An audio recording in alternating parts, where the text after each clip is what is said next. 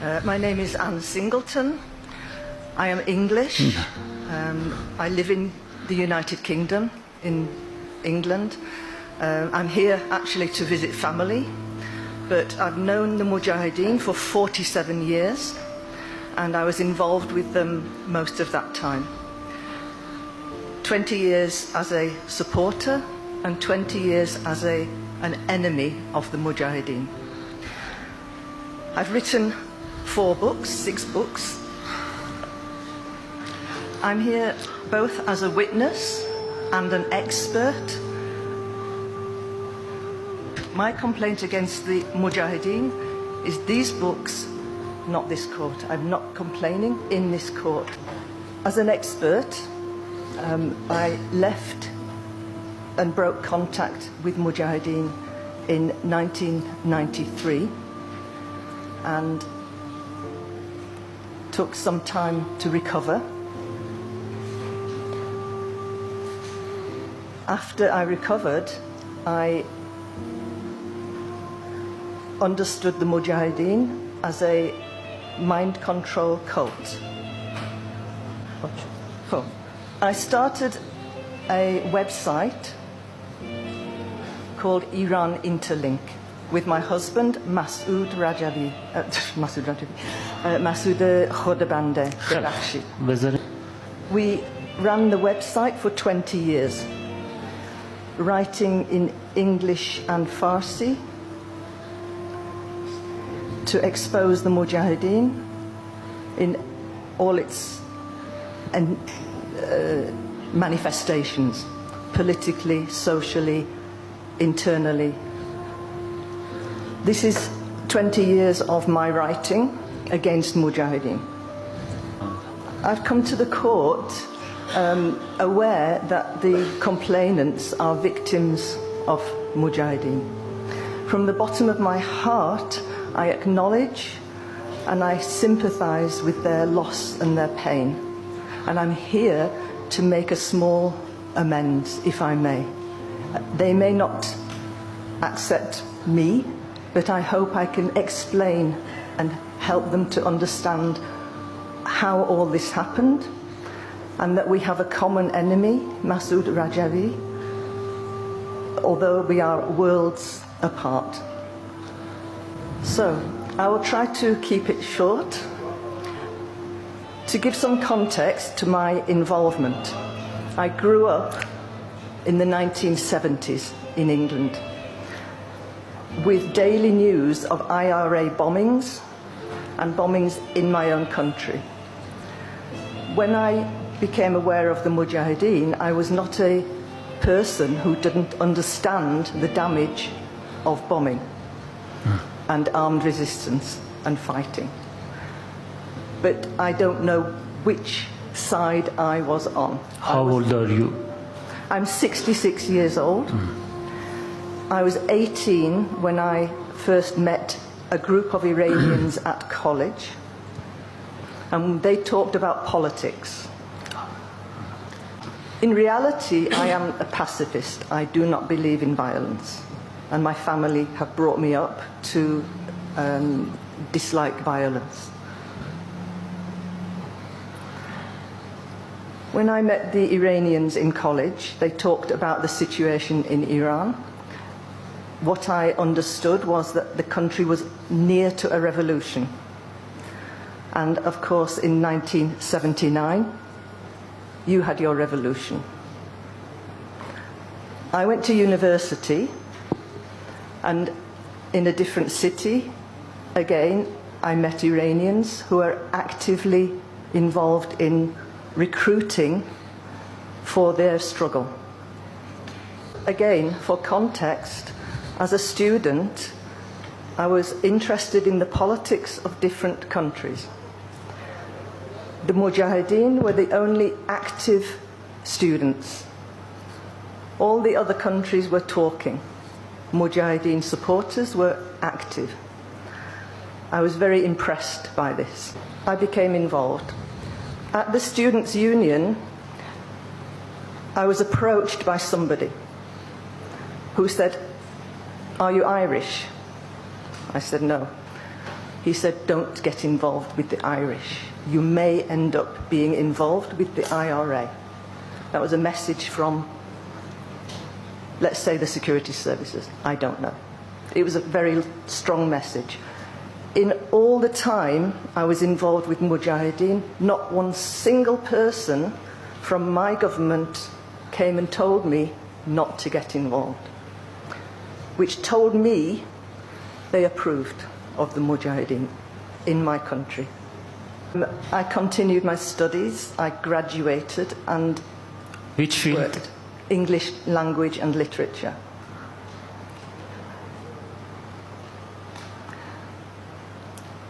Which university?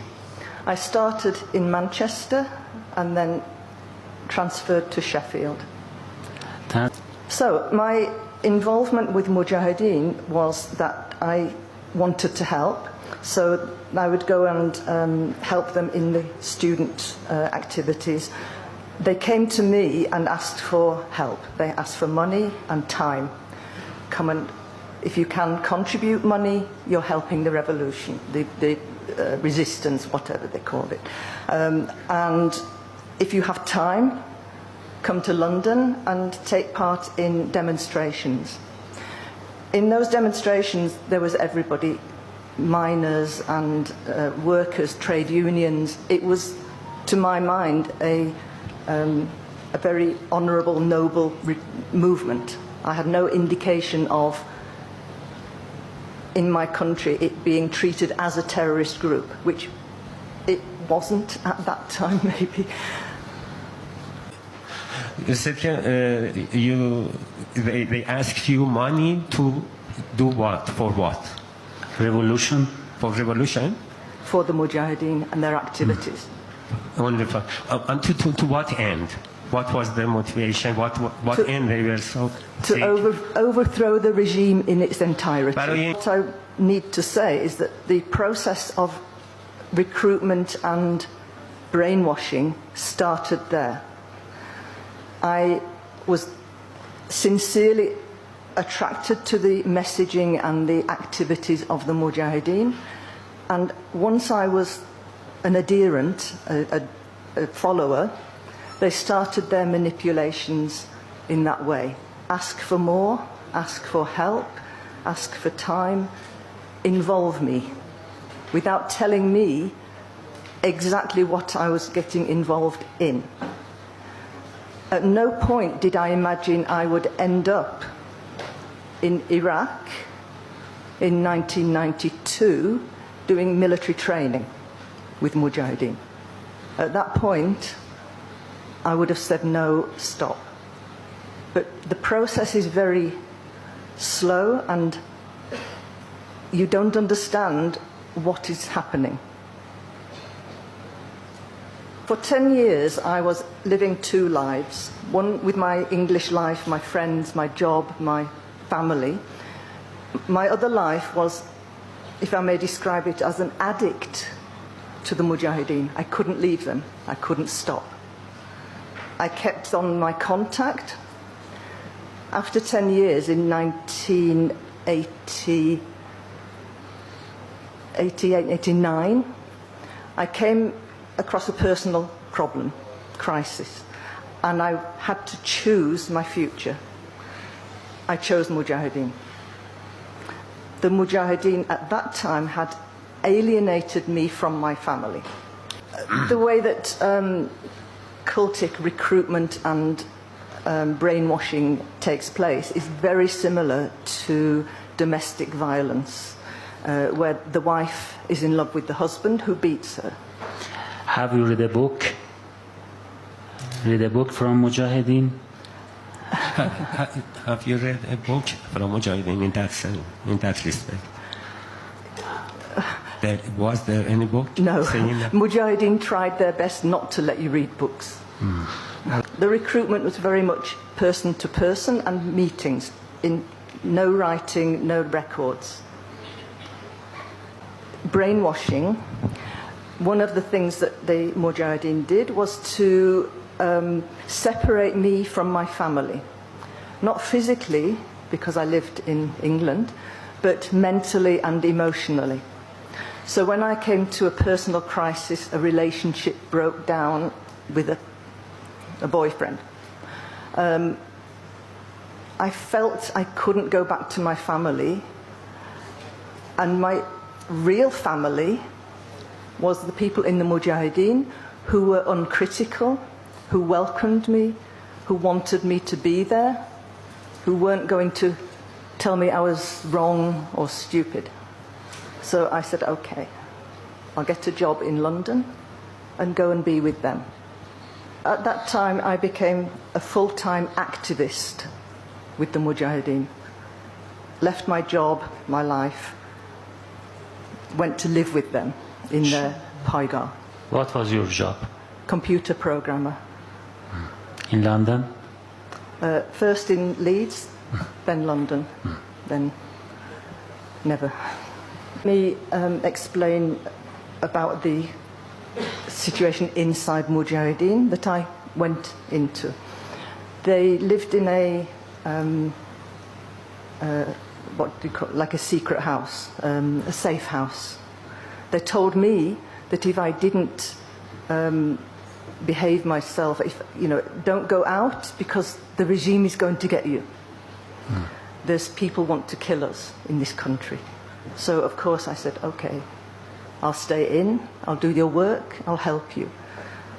I gave up my freedom in these little ways that you don't understand in your own mind, that you're giving up your family, your freedom, your mind, your ability to have relationships with people. All the relationships, even at that time, were strictly segregated: men, women, up, down. I was at the bottom, a new person. Mujahideen never really trusted me because I'm English, so I was never really involved in information that is not at my level. But inside there I saw every day the difference between their external message and their internal behaviour. At that time, the Mujahideen in England were in their safe house.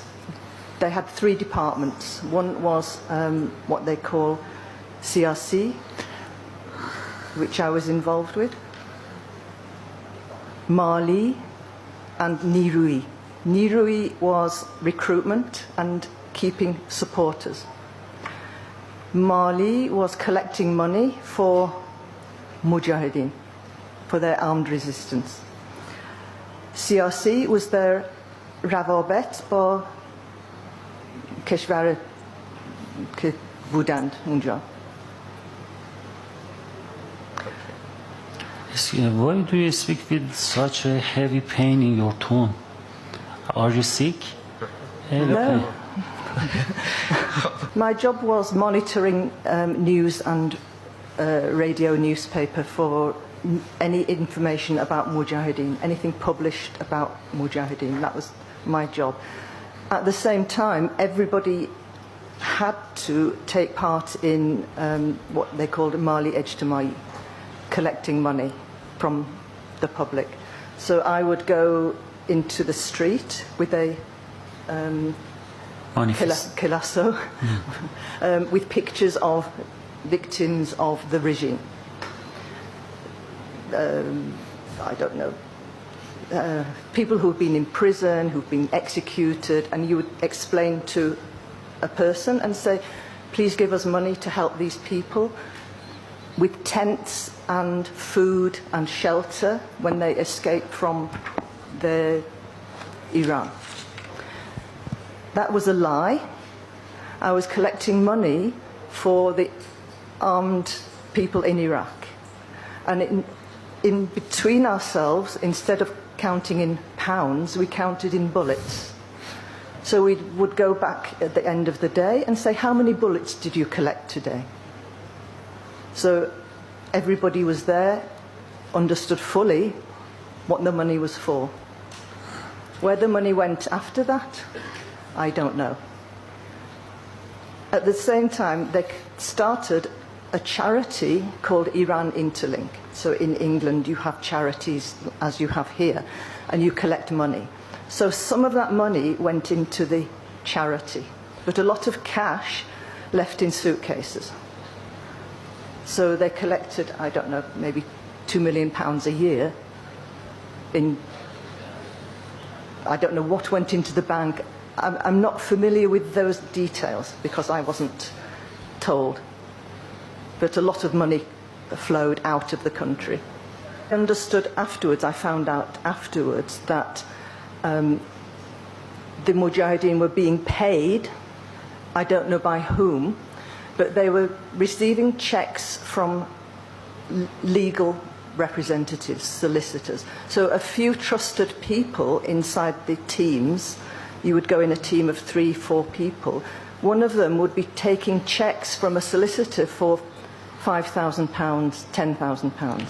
That money was not from the public. It was being fed to the Mujahideen by the powers that wanted them to be there in existence. Whether that was governmental or others, I don't know. I suspect government. Legal represent.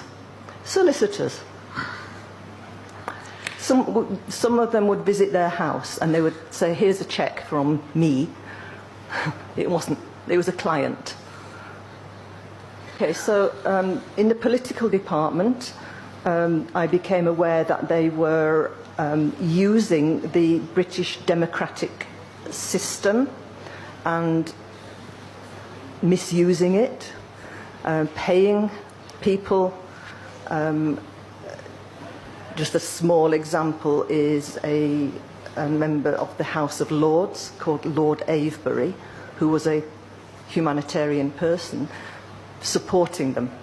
I went with the Mujahideen's representative, Bahman Ettemad, to his house with a farsh which cost maybe £20,000. So these things were happening that I knew of. A lot of politicians and media in Britain wanted the Mujahideen because of their own agenda. Anti-Iran, terrorism, of course, get on with it. And Saddam's private army, لشکر خصوصی صدام. This is important. Okay, how Rajavi changed Iran's Mujahideen from armed revolutionaries to an armed cult. چگونه Through a series of restrictions and changes inside Mujahideen, Rajavi changed the whole organization into a cult which worshipped him. Okay. And in one sense, Iran was not the focus. We focused on him and his wife. So this book describes the process. این کتاب این فرایند رو نشون میده. And how at the same time their public face was very different. They approached America, Britain, Europe, the West. They were positioning themselves as the tool for the West to confront Iran. They came up with a lot of talk about women's rights and equality and democracy that they would install in Iran. Of course, Western politicians were happy to have a free workforce. People inside Mujahideen not only didn't benefit, didn't get any money, didn't get paid, we all suffered loss in there. Some their lives, some just their health, their dignity, their intellect, their feelings, and certainly their family relations. Everything taken from them. Western politicians found that very attractive. Why wouldn't you? Free workforce, slaves. We were slaves. So, because of the brainwashing, if you look at newer organizations like ISIS, Daesh, and such like, the people in Mujahideen were brainwashed to kill and die. So for the West, that was very useful. People ordered to die. Ordered to What kill. did you do while you were a member in the first accused in this? You were a member in Europe, and what did you do as a woman when you were a member in? So I was living in their safe house in London, in Stockholm, in Sweden. From Sweden, I spent 3 months in Iraq as military training. The purpose of that was not to train me unless I was needed, because they'd already sent people in Farouk, in Mersad. They had enough properly trained people after that. I was there, like the others, as a passport. So Saddam Hussein was paying Rajavi per person. So if I had a passport, that's paid to Rajavi. And then I returned to, they took me to Paris, to the headquarters, because I was, let me call it, wobbly, if that makes any sense. This book, published in 2011, describes how Mujahideen were used by Western powers, not just one group, but from, let's say, Zionists to American neocons, etc. I can say something, which is that when I joined the Mujahideen, there was a picture of Masoud Rajavi with Yasser Arafat and the PLO. When I left, we should not talk about that. That's gone. After, I could see that Mujahideen now are, you say, the same gens. Hamjense Zionista. Una kult فرقی هست. Zionist فرقی هست. Mujahideen فرقی هست. That's why they can work together and cooperate. They have no boundaries. Not Both of them as the same? Why? Brainwashing, a message, supremacy. They feel superior. Everyone else is a goat or a sheep. They have no legal, moral, any boundaries whatsoever. They will kill, they will... Mariam Rajavi is saying, we will have a nuclear-free Iran. Weapons of mass destruction. Not true. Mossad and Rajavi will use weapons, anything. They'll be happy to use WMDs. That's the nature of that organisation. It is basically a criminal organisation. They have no respect for any laws, rules. Even their own religion is irrelevant to them. So I don't believe that the people who were supporting Mujahideen in Britain, there is no way that they didn't know they were committing terrorism against the people of Iran. That's what they were there for. But the structure of the Mujahideen inside the UK was completely outside any legal boundaries. They didn't register as a lobby group. They didn't have any bank account as Mujahideen. They didn't have, I mean, that's because it is a terrorist group. An example is that they, inside their safe house, wore military uniforms. Now, in any country, to be a supporter or a proponent of a paramilitary group is illegal. It is illegal in Britain to be setting up a paramilitary group, but they were doing that in the middle of London, with, obviously, with permission and knowledge. When you were in Europe, you were contacted by the service from this group. Have you? What do you mean from this group? This organization, Masoud Rajavi or Mariam Qajar Azadamlu.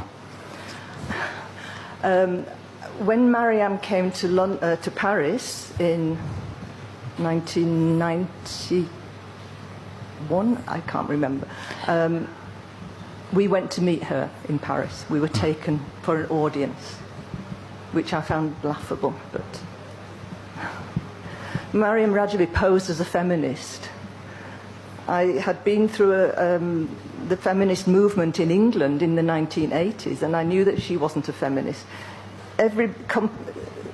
Hijab is compulsory inside Mujahideen.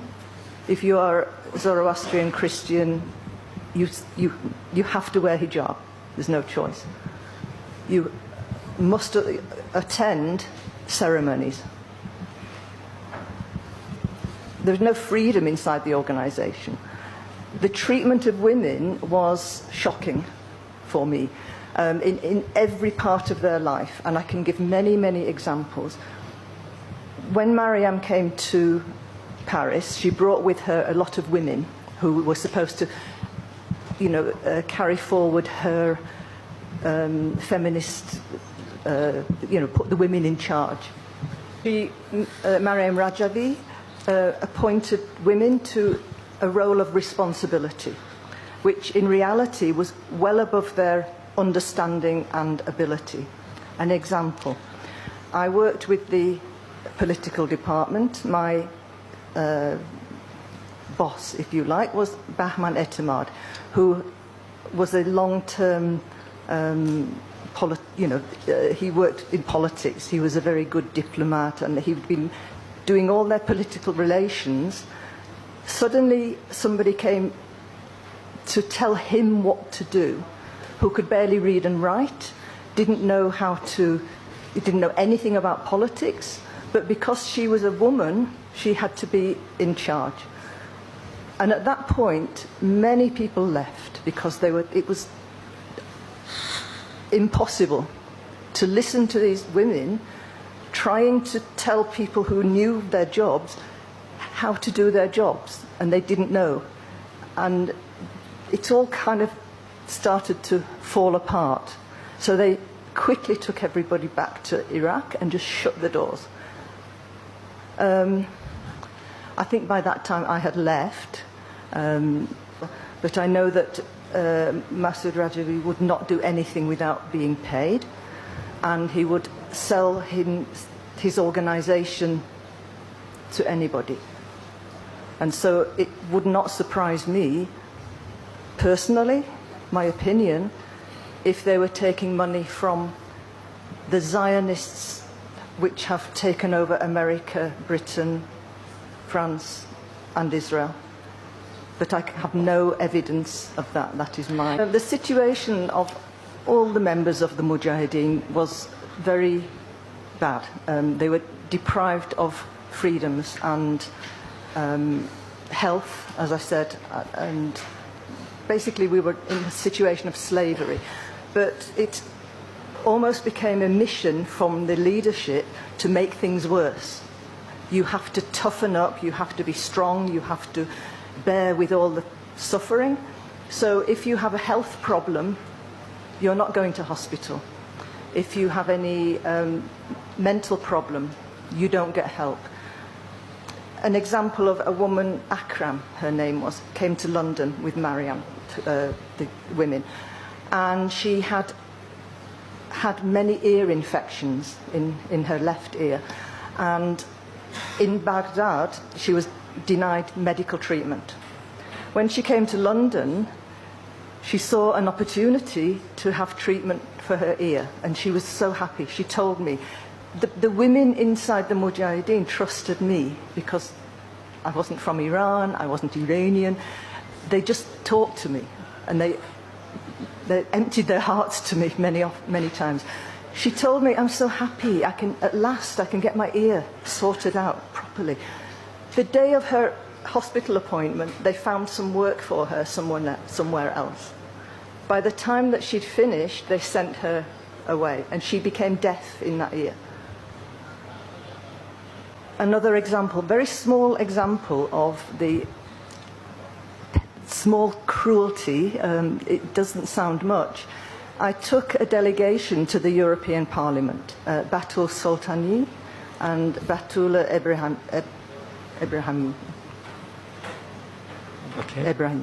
Ebrahimi, to give witness to the MEPs. And they were talking about their life in Camp Ashraf, and they said to these European women with their makeup and their dresses. They didn't let us use sunscreen to stop our skin from burning. And they just were shocked. And it sounds very little, but they just didn't care about the people. And for a Western person, it was incomprehensible. Why? Why are you doing this?